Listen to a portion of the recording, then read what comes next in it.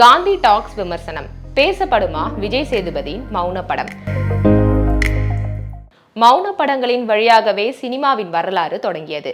Charlie Chaplin, Buster Keaton, Satyajit Ray தொடங்கி தமிழின் கீசகவதம், கமலஹாசனின் பேசும் படம் வரை பல படைப்புகள் வசனங்கள் இல்லாமலேயே உணர்வுகளை கடத்தியுள்ளன. அந்த வரிசையில் கிஷோர் பாண்டுரங் வேலக்கர் இயக்கத்தில் வெளியாகியுள்ள மௌன படம்தான் காந்தி டாக்ஸ். மும்பை நகரத்தின் பரபரப்பான பகுதியில் வறுமையின் நிழலில் உழன்று கொண்டிருப்பவர் மகாதேவாக வரும் விஜய் சேதுபதி. உடல்நிலை சரியில்லாத அம்மாவை கவனித்துக் கொள்ளும் அவர் ஒரு நிலையான வேலை தேடி அலைகிறார். எதிர்வீட்டில் இருக்கும் அவரது காதலி காயத்ரியாக வரும் அதித்தி ராவ் ஹைதாரிக்கு வீட்டில் தீவிரமான மாப்பிளை தேடிக் கொண்டிருக்கின்றனர். இன்னொரு புறம் பெரும் செல்வந்தராக இருந்து நொடித்து போய் வாழ்வின் விளிம்பில் நிற்கிறார் போஸ்மேனாக வரும் அரவிந்த் சாமி. ஒரு விபத்தில் தனது குடும்பத்தை இழந்து பிறகு சொத்துக்களையும் இழந்து அவர் நிற்கதியாக நிற்கிறார். இந்த இருவரும் ஒரு புள்ளியில் இணையும் போது இருவரது வாழ்விலும் சில குறிப்பிடத்தக்க திருப்பம் நிகழ்கிறது. அதன் பிறகு நடப்பவையே காந்தி டாக்ஸ் படத்தின் திரைக்கதை. மும்பை போன்ற இறைச்சலான ஒரு பெருநகரத்தை மையமாக கொண்டு ஒரு மௌன படத்தை எடுக்க நினைத்த இயக்குனரின் எண்ணம் பாராட்டத்தக்கது.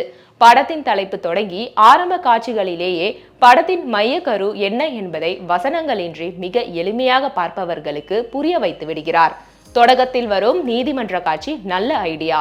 ஆனால் படத்தின் முக்கிய கதாபாத்திரங்களின் அறிமுகத்துக்கு பிறகு பெரிய சுவாரஸ்யமோ புத்திசாலித்தனங்களோ இன்றி திரைக்கதை நகர தொடங்கி விடுகிறது. இயக்குனர் எடுத்திருப்பது மௌன படம். அப்படியென்றால் படத்தின் கதாபாத்திரங்கள் பேசுவதற்கான தேவைகள் படத்தில் இருக்கக்கூடாது. அப்படியான காட்சிகளை வைத்தால் மட்டுமே பார்வையாளர்களால் இது ஒரு மௌன படம் என்ற எண்ணமின்றி படத்துடன் ஒன்ற முடியும். ஆனால் அப்படியான காட்சிகள் படத்தில் மிக சொற்பமாகவே வருகின்றன. படம் முழுக்க பேசுவதற்கு தேவையுள்ளதாக வைக்கப்பட்ட காட்சிகளில் கதாபாத்திரங்கள் வாய் பேச முடியாதவர்கள் போல சைகை செய்வது உறுத்தல். அவர்கள் எதற்காக பேசாமல் இருக்க வேண்டும்? இதற்கான உதாரணத்தை பல ஆண்டுகளுக்கு முன்னால் வந்த பேசும் படத்தில் இருந்தே தரலாம். அந்த படத்தில் அமைக்கப்பட்ட காட்சிகளில் பெரும்பாலானவற்றில் கதாபாத்திரத்தில் பேசுவதற்கான தேவை பெரிதாக இருக்காது. அதுதான் ஒரு மௌன படத்துக்கான அடையாளம். ஆனால் இப்படத்தில் பல இடங்களில் கதாபாத்திரங்கள் சைகைகளிலும் வாட்ஸ்அப் உரையாடல் வழியாகவும் பேசிக் கொள்கின்றன. இன்னொரு புறம் மிக பலவீனமான திரைக்கதை அமைப்பு. கதாபாத்திரங்களுக்கு இடையிலான உணர்வுபூர்வ பிணைப்புகளோ மைய கதாபாத்திரங்களின் ஏமாற்றம், வலி ஆகியவையோ பார்ப்பவர்களுக்கு எந்த தாக்கத்தையும் தரவில்லை. இதனால் வசனங்கள் இல்லாத காட்சிகளில் கொட்டாவி வருவதை தவிர்க்க இயலவில்லை. விஜய் சேதுபதி வழக்கம் போல நிறைவான நடிப்பை தந்திருக்கிறார். வசனமின்றி கண்களாலேயே பல இடங்களில் அவர் கொடுக்கும் ரியாக்ஷன்கள் அபாரம். மற்றொரு பிரதான வேடத்தில் நடித்திருக்கும் அரவிந்த் சாமியும் சிறப்பான நடிப்பை தந்திருக்கிறார். குறிப்பாக எமோஷனல் காட்சிகளில்.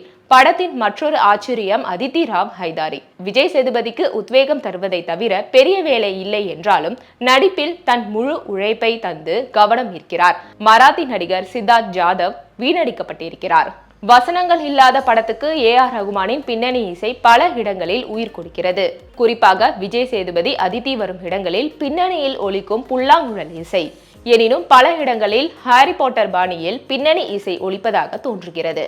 பாடல்கள் பெரிதாக ஈர்க்கவில்லை. மும்பையின் பரபரப்பை கரண் ராவத்தின் கேமரா கச்சிதமாக காட்சிப்படுத்தியுள்ளது. இரண்டாம் பாதியில் வரும் ஒரு கொள்ளை தொடர்பான காட்சி எந்தவித விறுவிறுப்பும் இன்றி செல்கிறது. ஏறக்குறைய 20 நிமிடத்துக்கும் மேலாக ஓடினாலும் படத்தின் முக்கிய திருப்பமாக இருந்திருக்க வேண்டிய அந்த பகுதி கடும் அயற்சியை ஏற்படுத்துகிறது. இதனால் கிளைமேக்ஸில் வரும் நெகிழ்வான தருணங்கள் எதுவும் பலனளிக்கவில்லை. மொத்தத்தில் வசனங்களின்றி காட்சிகளின் வழியாக உணர்வுகளை கடத்தும் ஒரு கலை வடிவமாக வந்திருக்க வேண்டிய இந்த மௌன படம் அதன் நோக்கில் வெற்றி பெறாமல் தடுமாறி இருக்கிறது.